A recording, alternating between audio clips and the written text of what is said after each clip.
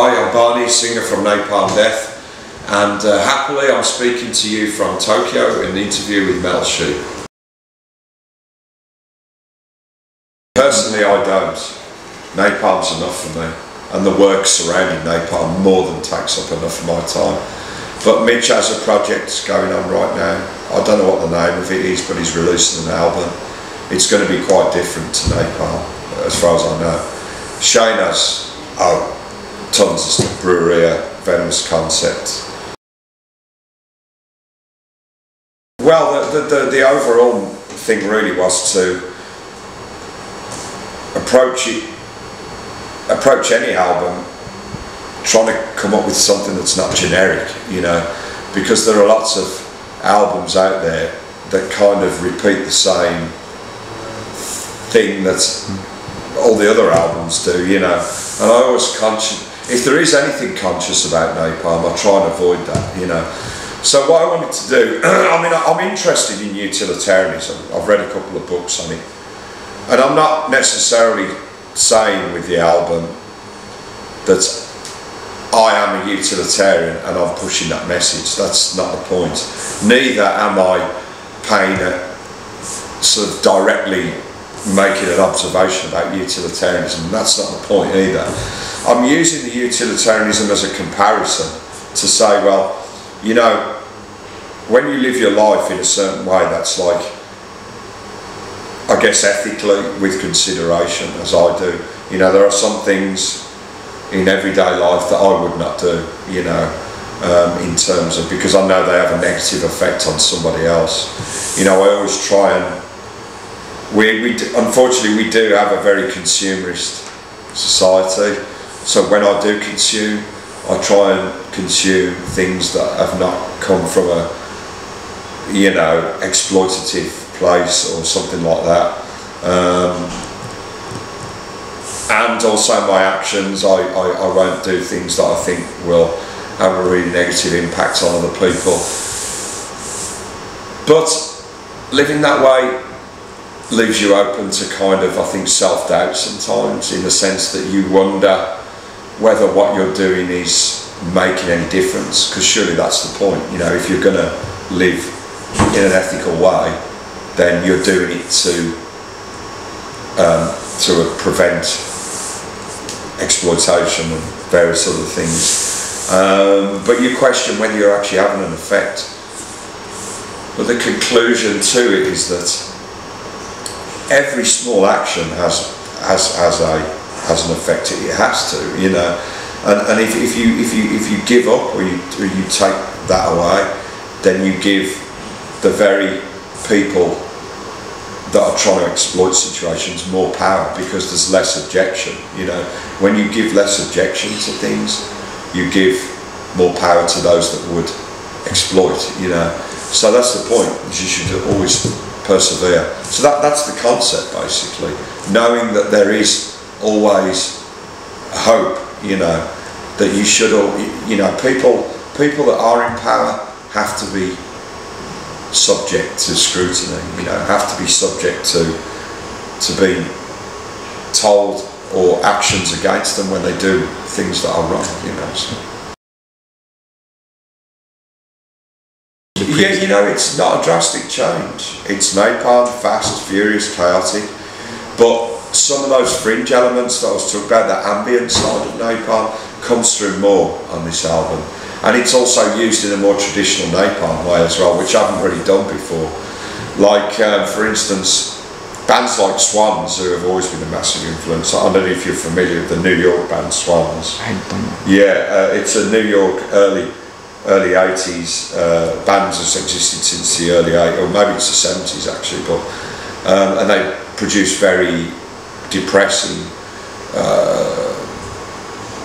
like very more, you know, sort of a morbid, drony kind of slow music, you know, and that they were a big influence on us. But I've taken that ambience, put it into Napalm, but with the traditional Napalm speed factor. So, and it makes it sound a little different, you know. So there's nothing much to explain with that, really.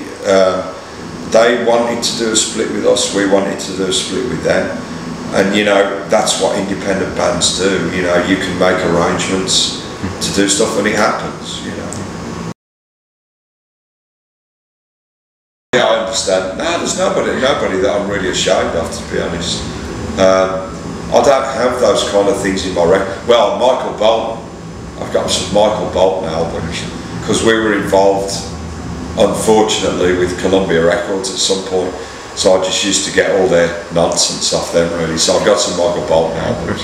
I do put them on from time to time, because it's fun, you know.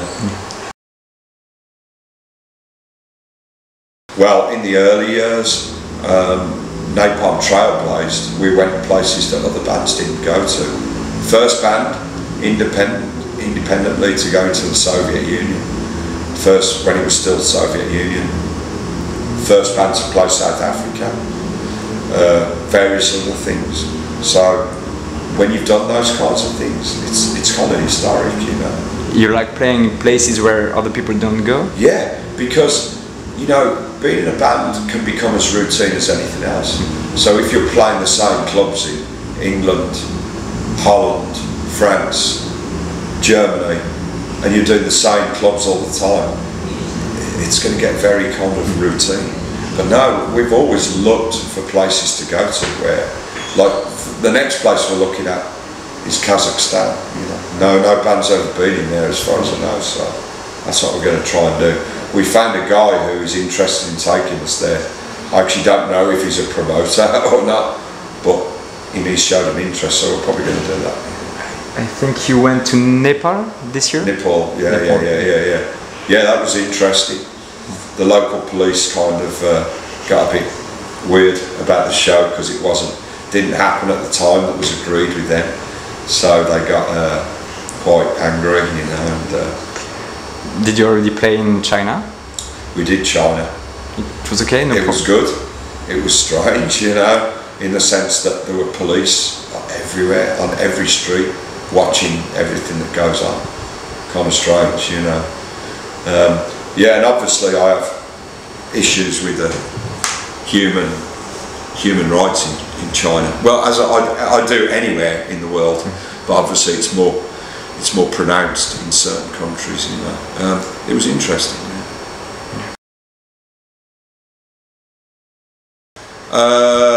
Too many to mention. I couldn't put it down to one, to be honest. I really couldn't. I couldn't pick, you know.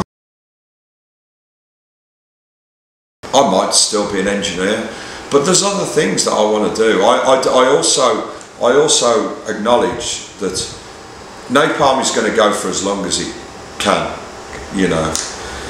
But after that, I'm going to do something else. You know, I probably won't do another band after this, because once you've done something like Napalm, it's hard to kind of hit the heights that you feel. You know, I would have thought. So I have thoughts of what I'd like to do, which is I would like to do something like go back and study sciences. Evolutionary biology was something I was always interested in. Also Soviet history, that's another thing. I'd like to, you know, become a historian or something. But the other thing actually that I've wanted to do is teach English in Japan. Maybe I'll look to that option. Oh, I'm reading a book at the moment. Actually, we're in Japan. It's about Yamashita's Gold, which it's a very controversial story, and the author's actually in hiding because I think the Japanese authorities were after him, and the Americans as well. Basically, it's a tale of how all the gold and all the riches in Asia were buried under the mountains, and yeah, it's a very controversial story. It's called Yamashita's Gold. You know, it's the name of the book. I forget the full name of it, but it's by a guy called Penny Seagrave, I think his name is, and it's a very interesting book. It open your eyes, you know, if you read it.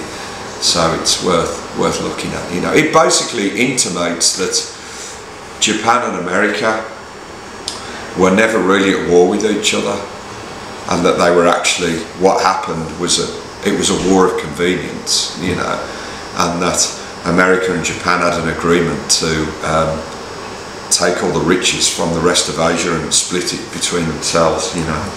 Black gold. No politics but with an understanding of humanity based